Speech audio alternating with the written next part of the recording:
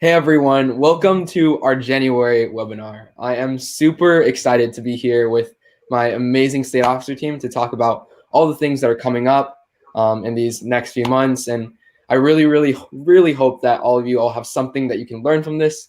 I'm super excited to be sharing with you all of this information about upcoming events, about state office, about FBLA week, and so much more. I'm super excited. And so tonight we'll be talking about all these things and so much more. And really, I'd like to thank you guys so much, not just for attending, but for this whole incredible year so far of FBLA.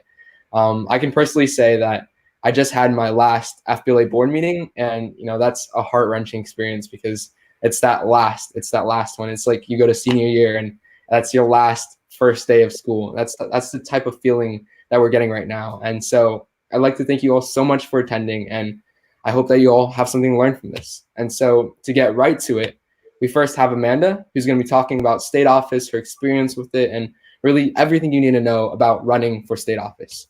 Amanda, please take it away. Okay, so state office is a great opportunity to bring your ideas and implement them in Florida FBLA. You can make a large impact on the members by taking this leap. In order to run for state office, you need to turn in an application, go to an officer screening on the day of the conference.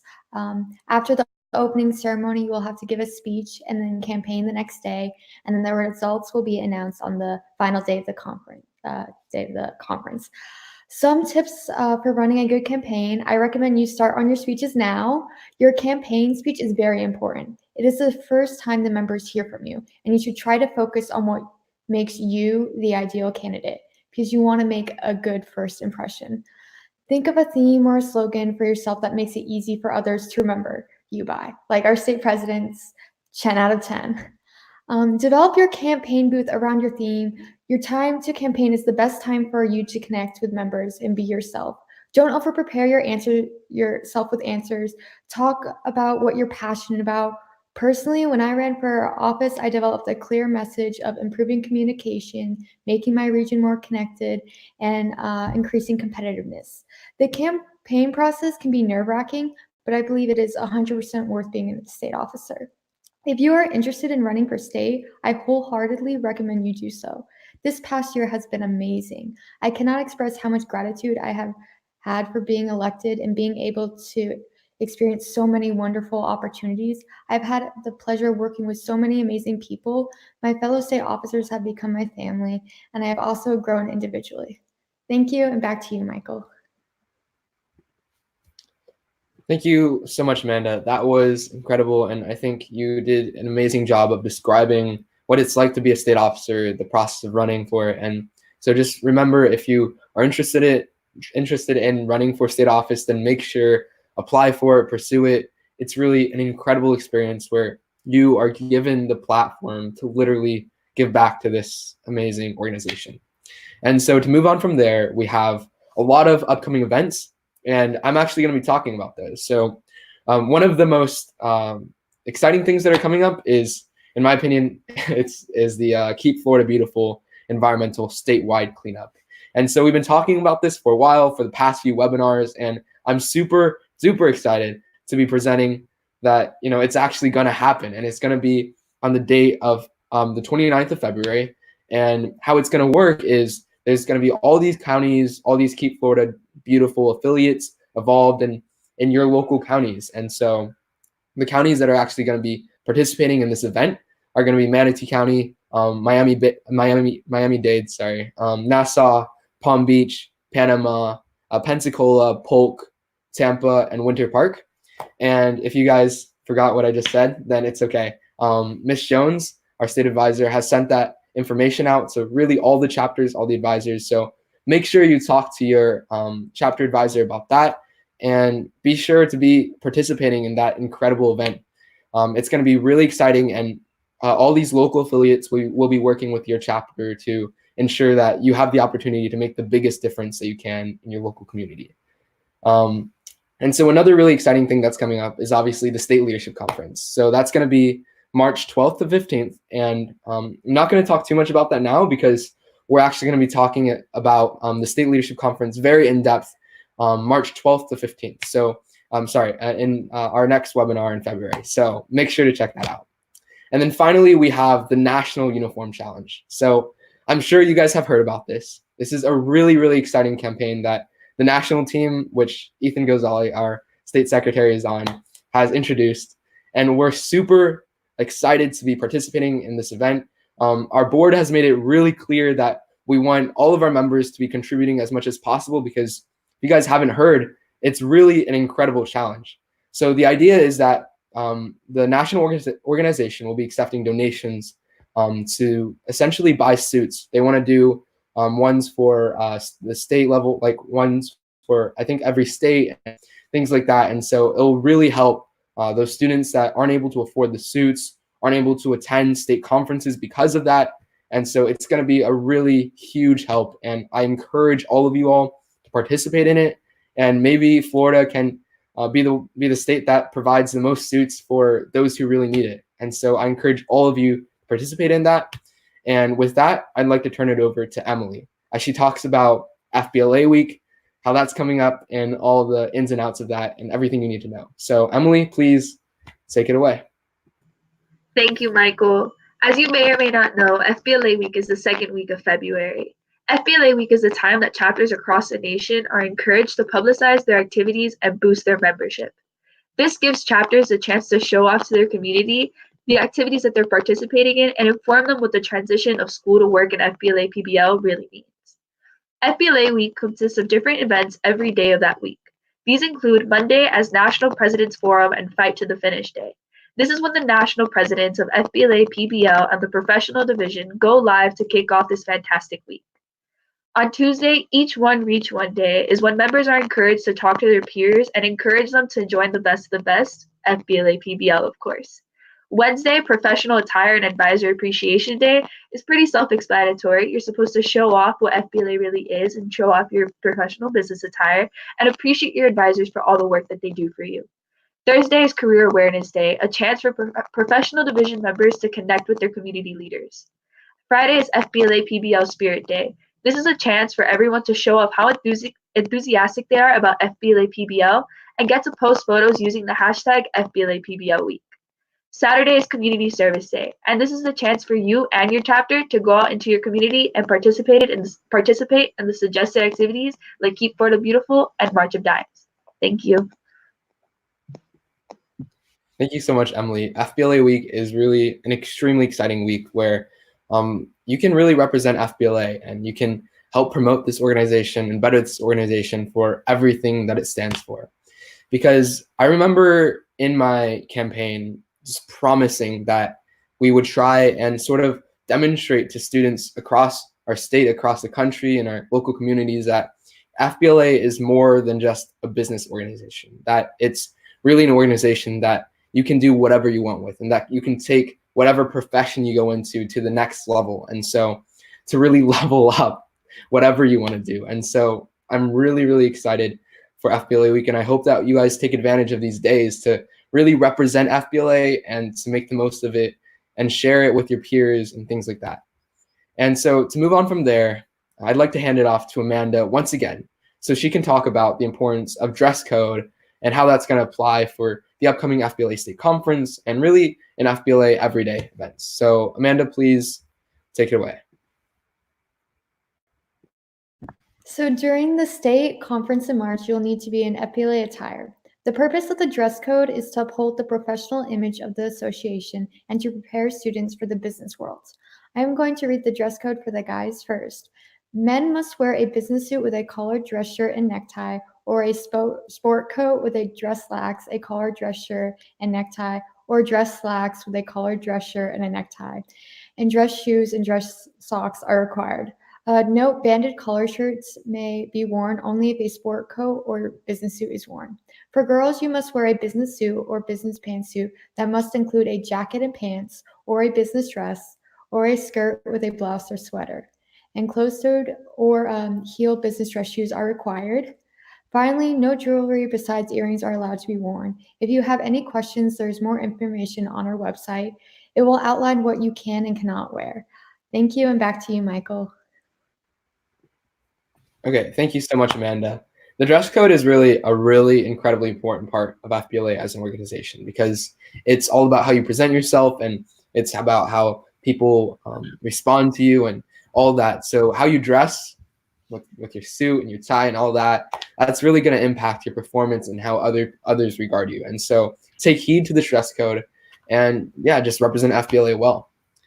And so to follow up, we have Rylan, who's going to be talking about your CSAs and your BAAs and really how these accomplishments, achieving these goals is such an incredibly important part of FBLA as an organization. And he's going to give you the tips and tricks. He's going to tell you everything you need to know about these and how you can go up on stage at state and literally get recognized for it. So Rylan, sorry, please take it away. Thank you, Michael. Now, the first thing to know about BAAs or Business Achievement Awards is that there are 4 different levels. Now, the names of the 4 different levels are very complicated, so write them down if you need to. The first level is Future, the second level is Business, the third level is Leaders, and the fourth level is America. Now, that might sound familiar, and that's because the point of going through the Future, Business, Leaders, and America levels is to let you become a better future business leader. BAAs present you with opportunities to enhance your leadership skills and expand your business knowledge, to contribute to your local communities and earn recognition by immersing yourself in your school, community, and FBLA. Now, CSAs, on the other hand, specify on that immersing yourself in your community part of that, which makes sense seeing as they're the Community Service Awards. While there are 4 different levels for BAAs or Business Achievement Awards, and you move up with them as you complete activities like taking meeting minutes or completing the FBLA Knowledge Quiz, the CSAs or Community Service Awards only has 3 levels. Once again, very complicated names. First level is called Community, second level is Service, and the third level is Achievement. Now, unlike the BAAs, you do not move up the levels by the activities you complete, but rather by how many community service hours you earn. Community is 50 hours, Service is 200 hours, and Achievement is 500 hours. But whether it is BAAs or CSAs, with every level comes a new wave of opportunities, and once you complete them, a pretty snazzy pin. If you have any questions about BAAs or CSAs, we will have a question and answer session in the end of the webinar, or you can ask your local chapter advisor. I personally have had a lot of fun completing my BSAs and CSAs, and I have no doubt that you will have a blast too. Back to you, Michael. Thank you so much, Rylan. That was a great description of the BAAs and CSAs. I think that you can all benefit from participating in trying to accomplish each of these tasks, because with each task, you obviously improve as a leader and really fulfill the goal of being a part of this organization. So definitely try that. And up next, we have Ethan. And Ethan's going to be talking about something he's had a ton of experience with, which is March of Dimes. And so I'm really excited to introduce Ethan as he talks to you about all the different ways you can get involved with March of Dimes and everything you can do to be a part of this incredible organization and an incredible way to raise money for this amazing foundation. So Ethan, please take it away. Thanks, Michael. Hi, everyone. As many of you know, FBLA's national service partner is the March of Dimes, an organization dedicated to combating premature birth and infant mortality, as well as improving the lives of moms and babies around the globe. There are plenty of ways you can get involved with FBLA PBL's commitment to improving the lives of babies. As a chapter, March for Babies fundraising walks are an effective method for raising donations from both participants and corporate sponsors. In addition, running coin drives, raffles, or any other manner of creative fundraising efforts are a great way of getting FBLA members involved in our philanthropic goals. Both local and individual members will receive recognition at the National Leadership Conference for their fundraising efforts. And of course, plenty of resources and information are always available on the FBLA PBL website. So get out there and raise some coins. Thanks. Thank you so much, Ethan. Make sure you guys participate in the March of Dimes and try and fundraise for this organization. It is really, really incredible. And they do so much to help out these families. And so with that, I'd like to conclude our webinar. I know it's a little shorter than how it normally is. We will typically have a guest speaker, but with that, just make sure that you check out our next webinar, which will be in February as always, the last Tuesday of the month at 8 p.m. So make sure you check that out. Spread the word. I hope you all learned something tonight from this webinar, and I hope you guys continue on watching this and staying informed about this incredible organization.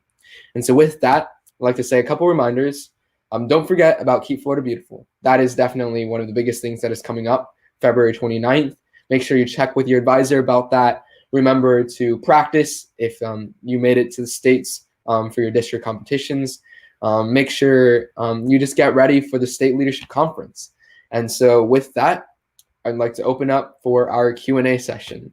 So how this is going to work is, all right, here we go. We're all back. You guys can literally just, you should see a little box. I think it's going to be on that side of the screen. And so you can literally just type in comments.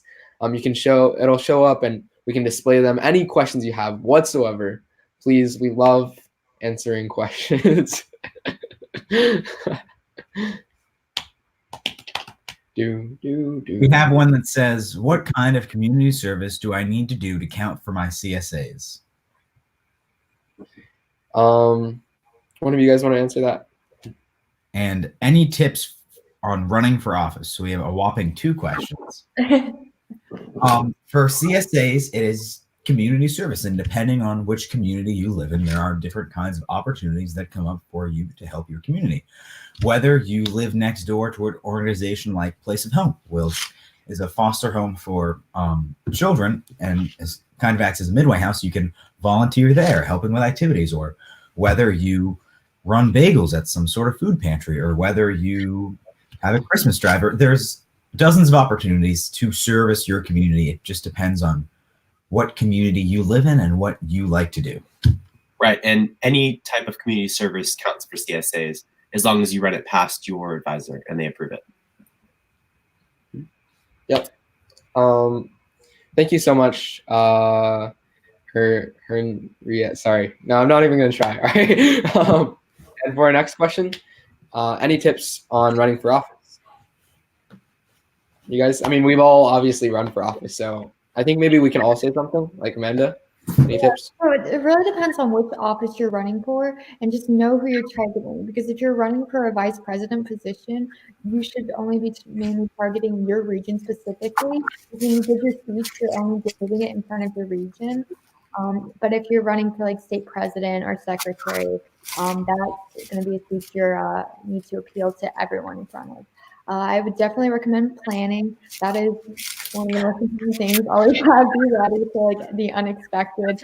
One of the things that happened during my campaigning is we couldn't get our stand to go up for my banner, so we had to like improvise and put my banner in like front of my table, and just be able to adapt, relax. You might be a little overwhelmed, but it's gonna be a lot of fun, and I really recommend you run if you are interested at all. Awesome. Rylan, do you have any tips for running for office? I would just say that when you're dealing with what's essentially 5,000 high schoolers, it's all about brand. And you need something, whether it's 10 out of 10 or go with Gonzalez, that will get their attention and keep them intrigued in you long enough for you to actually get across the points that you want to make. Awesome. What about you, Ethan? Any tips for running for office? I know. So what's unique is we've all, pretty much all of us, except so obviously Amanda and Rylan, they've run for regional VPs, but like Ethan and Emily, like these are all different positions. And so, Ethan, what would you say about running?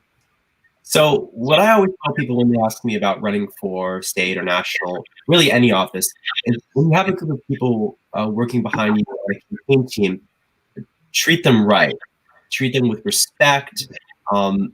Ensure that the people who are essentially the face of your campaign are people you can trust and people who actually like you.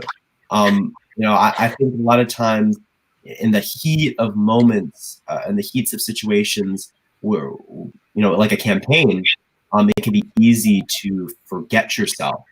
And I think it's always very, very important. It's something that I always strive to do, is treating my campaign team and people working alongside me with respect, and treating them as people who are there volunteering to help me in this campaign. So that would probably be my biggest advice to anybody interested in running for any office. Choose your campaign manager wisely. Yeah. Yeah. And what about you, Emily? So for me, I've never really been a big crowd, public speaking kind of person, but the chance to stand before over 4,000 people and deliver a speech, it sounds really nerve-wracking, but once you're up on that stage and once you're there and you're like, yes, I'm here, I'm going to make my difference, and I really want these members to understand why I want to help them. It's a surreal experience. I would do it 1,000 times over and over again. It's one of the best experiences. I recommend it for anybody. To kind of piggyback off of what Ethan said, yes, definitely keep a good community, a good piece with your campaign team. They are doing you a favor. They are there for you. But also make sure that they are informed. I had one of my campaign members, there was a little bit of a situation. He was giving out the wrong information about my campaign, saying a few wrong things. I had to go back and I had to make sure, but it was because he missed one of the meetings and someone didn't fill him in on what was going on, so he was misinforming people. But just make sure you keep everyone informed. Another thing that I highly recommend is staying in colors that you feel most powerful in. For me, it's red, so I tried to wear red the most I could during the conference because I felt good in red and I felt like I could make a difference in my favorite color, which is red. Awesome. These are all really good tips. I'm gonna be honest. Whenever I ran, I didn't really know what I was doing, and so I think you're already one step ahead. You have some awesome tips to help you out along the way. And if I were to say just one thing, I'd say just be really passionate about what you want to do, and make sure that the people around you are also super passionate about you and about what policies you want to implement in FBLA and how you want to make the organization better and all that kind of stuff, because passion is contagious. And whatever you do, whatever you stand for, if you're really excited about that, people can tell and people will just draw from that. And so just being positive, that always helps out. So yeah. And thanks guys. Thank you.